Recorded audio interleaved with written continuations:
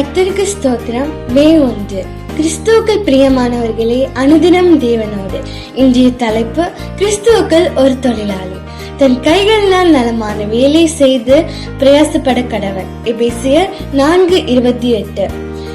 கிறிஸ்துவுக்குள் அன்பானவர்களே, உழைப்பு என்பது மனித வாழ்க்கையில் இல்லை என்றால் அவன் சிறகொடிந்த பறவையை போல பயனற்றவனாகவே இருப்பான்.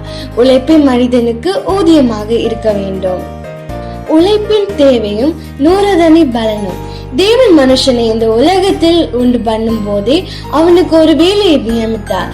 அது என்னவென்றால், ஏதேன் தோட்டத்தை பண்படுத்தவும் காக்கவும் வைத்தார். ஒவ்வொரு மனிதனும் இந்த உலகத்தில் தேவன் நியமித்திருக்கிற வேலை செய்து வேர்வை சிந்தி தன்னுடைய உழைப்பை கொடுத்தால் அதன் பலனை நூறுதனையாக தேவன் விளைய செய்வார்.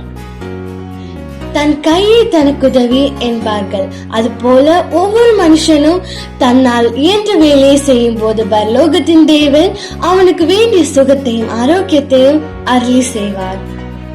உழைக்கும் மேன்மையும் வேதாகம முன்மாதிரிகளும். இந்த உலகத்தில் பணிபுரியும் எல்லாருக்கும் உழைப்பதற்கான பலனையும் திறமையும் அளித்து அதற்கான ஊதியத்தை பெருக செய்கிறவர் தேவனே.